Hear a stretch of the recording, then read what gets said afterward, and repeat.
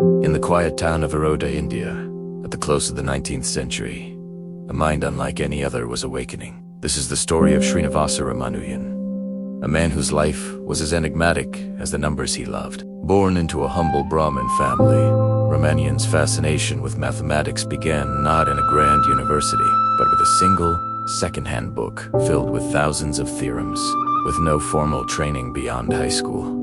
This book became his entire world. He would spend countless hours lost in its pages, not just learning the theorems, but rediscovering them, reinventing them, and pushing their boundaries into uncharted territories.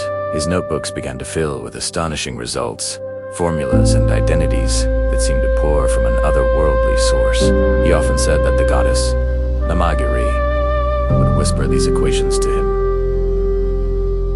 In his dreams, to his peers in India, his work was baffling, a mix of brilliance and strange, unproven leaps of logic. He was a lone star, shining brightly in a sky that couldn't yet comprehend his light. He struggled with poverty, taking on clerical jobs to support his family, all while his mind was dancing with prime numbers and infinite series. His true passion was mathematics, but survival demanded his time and energy elsewhere.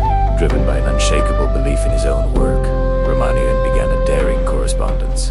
He wrote letters to prominent mathematicians in England, sending them samples of his incredible theorems. Most dismissed his work, unable to follow his unconventional methods or believing it to be the work of a crank. But one letter, sent in 1913, found its way to Hardy, a leading mathematician at the University of Cambridge. Initially skeptical, Hardy and his colleague J.E. Littlewood spent hours poring over Ramanujan's strange, yet profound formulas. They concluded they were looking at the work of a genius of the highest caliber, a mind on par with the greatest mathematicians in history. Hardy knew he had to bring this raw, untamed talent to Cambridge. He arranged for Ramanujan to travel to England, a monumental journey that took him from the temples of South India to the hallowed halls of Trinity College.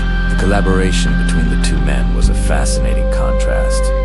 Hardy, the rigorous, formal product of European academia, and Ramanujan, the intuitive, spiritual mystic. Together, they produced groundbreaking work, yet the partnership was not without its challenges. Ramanujan struggled to adapt to the cold English climate, the unfamiliar food, and the rigid requirement of providing formal proofs for his dreamlike insights. Despite the cultural shock and personal hardships, Ramanujan's genius flourished. He made substantial contributions to number theory, infinite series, and continued fractions. He developed formulas for calculating digits of pi that were centuries ahead of their time. His work on partition functions, the different ways a number can be expressed as a sum of positive integers, was revolutionary. He was elected a Fellow of the Royal Society and a Fellow of Trinity College. Cambridge honors almost unheard of for someone so young and without a conventional degree. Tragically, Ramanujan's time in England was cut short. His health, already fragile, deteriorated rapidly. He contracted tuberculosis, and in 1919, he was forced to return to India. He continued to work feverishly, even from his deathbed, his mind ablaze with mathematics until the very end. He passed away in 1920 at the age of just 32, leaving behind 3 notebooks and a lost notebook. A sheaf of papers, discovered decades later, filled with thousands of results that mathematicians are still working to understand today. Srinivasa Ramanujan's legacy is not just in his formulas, which have found surprising applications in fields from particle physics to computer science. His life is a powerful testament to the boundless potential of the human mind. A story of how pure genius can blossom in the most unlikely of circumstances.